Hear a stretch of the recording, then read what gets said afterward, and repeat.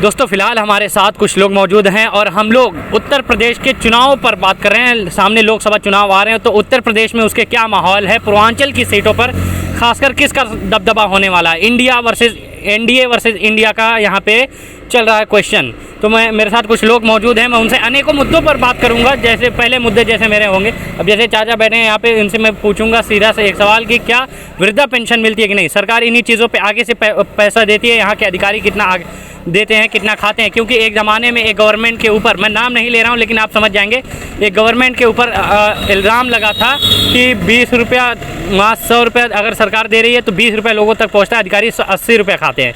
आज की गवर्नमेंट में देखता हूँ कि कितना पहुँच रहा है, कितना लोगों तक पहुँच रहा है और कितना अधिकारी खाते हैं, मतलब कितना निकलता है, कितना अधिकारी खाते हैं और जनता तक कितना पहुँचता है। मेरे साथ कुछ लोग मौजूद हैं। सबसे पहले भैया क्या नाम है आपका? मेवालाल प्रजापति। ये बताइए फिलहाल हम कहाँ पर हैं, किस सीट पर हैं? ये चकलाल ग्राम है। अच्छा, ग्राम है।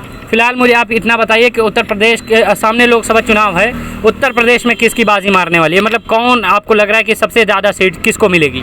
सबसे ज़्यादा तो देखे में होता भाजपा के जाई। अच्छा, भाजपा को? हाँ। क्यों चाचा ऐसा?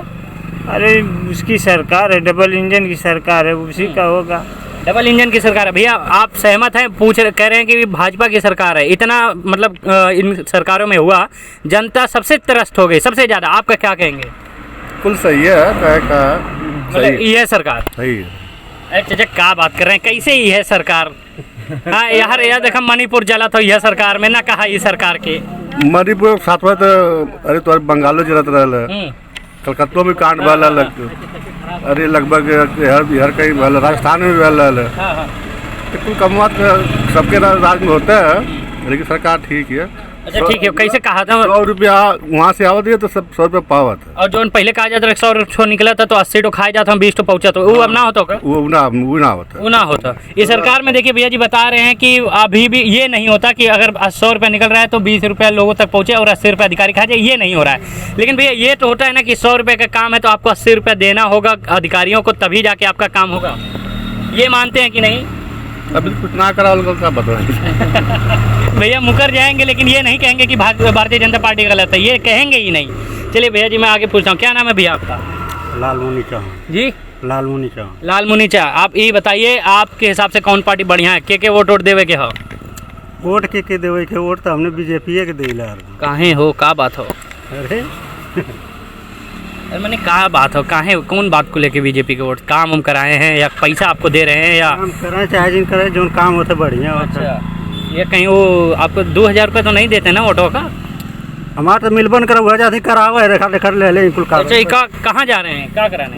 जन सेवा केंद्र पर जाती है। किसान उसान का 2000 रुपया नहीं आता है तो जब बताइए आपको सुविधाएं मिलती है नहीं, आप फिर भी भारतीय जनता पार्टी को चूज कर रहे हैं, कैसे हो काम?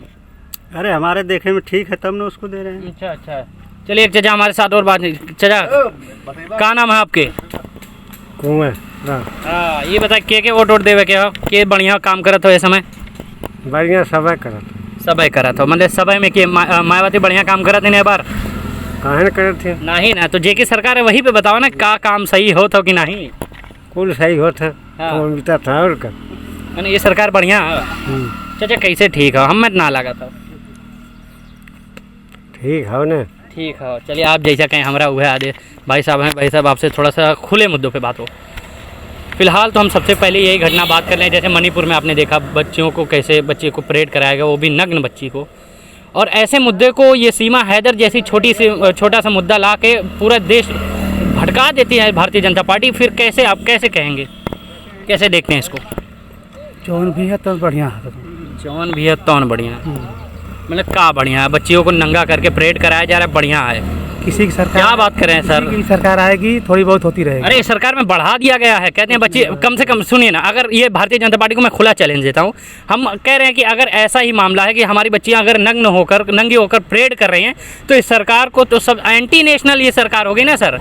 जिस देश के लिए, जिस बच्चियों के लिए बड़े बड़े लोगों ने अपनी आहुति दी है, इसी मिट्टी में अपने खूनों को भिगोया है, बहाया अपना खून, और ऐसी सरकार आके उन्हीं बच्चियों को नंगा करके दौड़ाती हैं, मतलब वो रास्ते में छोड़ देती हैं। आप शर्म भी नहीं आती? आप जैसे लोग कह देते हैं कि जो हो रहा है ठीक हो रहा है। कैसे सर? कोई भी सरकार दिल नहीं दुखता है सर? कोई भी सरकार आई थोड़ी बड़ी गलती तक सब में रहेगी। भगवान ना करे, लेकिन कभी ऐसे आपकी बिटिया के साथ हो जाए इसी सरकार में, क्या कहेंगे सर? कभी नहीं आएगी। नहीं आएगी। किसी की बिटिया का दर्द कैसे समझेंगे साहब, ये गलती है। चलिए बहरहाल मैं आपसे अब ज़्यादा बात नहीं करूँगा, लेकिन इतना एक आपसे सवाल करता हूँ, आप बताएं मुझे कौन सरकार बेहतर है अगर भारतीय जनता पार्टी के अलावा, जैसे एनडीए वर्सेस इंडिया का जो गठबंधन हुआ है उसमें लोग कह रहे हैं कि ये गठबंधन हमारे हिसाब से बेस्ट है, आपको क्या लगता है?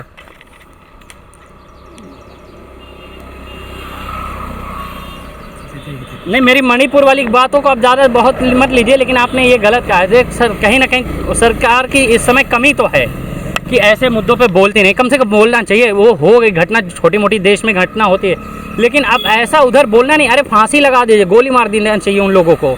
सरकार चुप बैठी हुई है, प्रधानमंत्री आके कहते हैं कि हम तो को दुख हो रहा है। आप बताइए ना। चलिए इधर आइए भैया, क्या नाम है भैया आपके? अजय यादव सर। अजय यादव जी, बताइए उत्तर प्रदेश में सबसे ज़्यादा सीट कौन सी सरकार लेगी? सर मतलब कौन सी पार्टी लेगी? सबसे ज़्यादा सीट सर मेरे समझ से मीडिया लेगी। मीडिया लेगी? अरे बहुत ज़बरदस्त बात, कैसे? सर ये जो सरकार है जनता की सरकार नहीं, मीडिया की सरकार है। अरे मैंने आप घुमा के कह रहे हैं बात कि मीडिया के थ्रू भारतीय जनता पार्टी फिर जीत रही है। जी सर बिल्कुल, क्योंकि मीडिया के औकात नहीं है कि जाएँ सत्ता पद से सवाल करें, जवाब करें। अगर कहीं ये इस विपक्ष में होता तो आप 75 बार उनसे सवाल करते, चाहे ममता बनर्जी जी हों, मायावती जी हों, अखिलेश यादव जी हों, कोई भी हो। लेकिन आप मोदी जी से ये सवाल नहीं पूछ सकते। अगर पूछेंगे भी कभी तो इतना साधारण सा पूछेंगे, इतना साधारण सा जवाब पाके आप चुप हो जाएंगे। आप जो आज की जो मीडिया है, जी जी हम लोग भी डिबेट डेली देखते हैं, जो मीडिया है ये केवल विपक्ष से सवाल पैदा करती है, चाहे वो हिंदुत्व धर्म की बात हो या कोई भी ऑप्शन आता हो, केवल विपक्ष के ऊपर कमेंट करती है। जबकि एक समस्या अभी बहुत ज़्यादा वायरल हो रही है, सीमा हैदर का मामला, उस पर क्या कहना है? हमारा देश सुरक्षित हाथों में है सर। अरे बाप रे बाप, हमारा देश सुरक्षित हाथों में, इतना सुरक्षा कहाँ मिलेगी? हाँ। आप बताइए, सीमा हैदर एक अकेली महिला, वो भी 4 बच्चों को लेके हमारे सीमा को प्रवेश कर जाती है, सीमा को प्रवेश कर जाती है भारत के। तो ये बताइए, जिसके पास छोटा दिमाग, लोग बोलते हैं औरतों के पास छोटा दिमाग है, नहीं, मैं मानता हूँ बहुत बड़ा दिमाग है। हमारे जो सुरक्षा प्रहरी लगे हुए हैं उनसे भी बड़ा उसके पास दिमाग है, तभी तो सीमा को पार करके सीमा आ गई जी। तो ये बताइए कौन सा सबूत है कि आतंकवादी नहीं आ सकते, जब एक आम महिला आ सकती है बिना किसी। सर आपने कहा कि देश सुरक्षित हाथों में है। जी वही बता रहा हूँ, कितना सुरक्षित हाथों में है। जब एक महिला आ सकती है तो आतंकवादी क्यों नहीं देश में घुस, आसानी से आ सकता है, जितने चाहे आ सकता है, जहाँ चाहे बम मार सकता है। जी इसके बारे में कोई पूछ रहा, लेकिन इल्जाम लगेगा इसी देश के मुसलमानों पर। सर लगेगा कि नहीं? मीडिया चिल्लाएगी? एक मिनट, मीडिया चिल्लाए या नहीं चिल्लाए, आप एक केयर कर लीजिए। वो सीमा हैदर अगर वही किसी मुसलमान के पास आती तो यही बीजेपी वाले उसको देश में रहने नहीं देते, लेकिन वो आके यहाँ हिंदू धर्म ग्रहण कर ली। ये बहुत जिसे सीना चौड़ा करके बोलते नहीं, हिंदू धर्म ग्रहण कर ली। हमारे यहाँ खुदा आबादी ज़्यादा, उसको 5 आबादी लाने की क्या ज़रूरत है?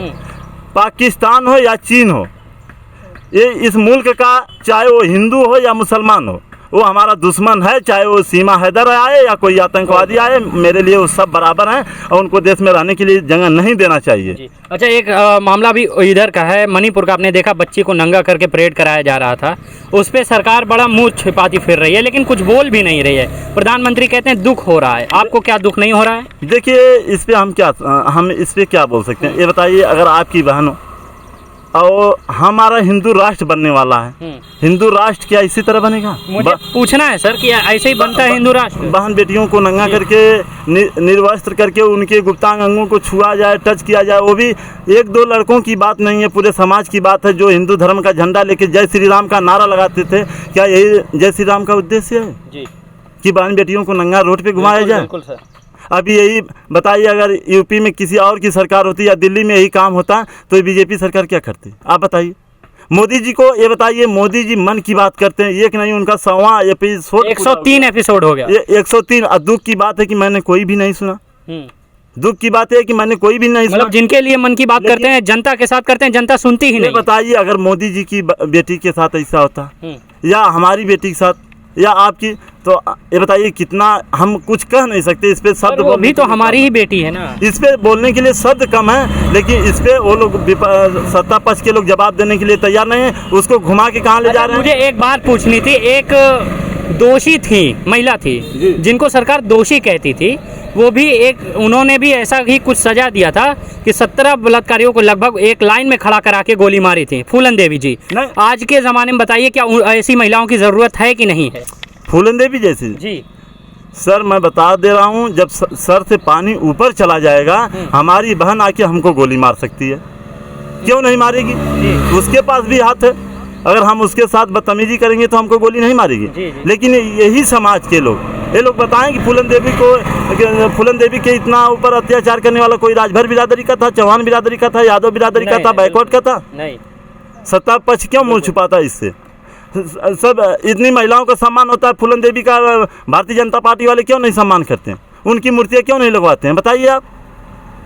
तो क्या आपको लगता है कि जी सर, मैं सीधी सी बात कर रहा हूँ, अगर सर के ऊपर पानी जाएगा तो जो आज मणिपुर जला कल यूपी भी जल सकता है। बीजेपी वालों की चाल है, जहाँ ये लोग कमजोर दिखाते हैं वहाँ जला डालेंगे पूरे भारत को इसी तरह, और उस पर फिर उसके बाद कुछ नहीं बोलेंगे। जैसे जितने भी मोदी हुए लूट के चले गए, हम और आप 2 दिन चिल्लाने से क्या हुआ? कुछ नहीं हुआ।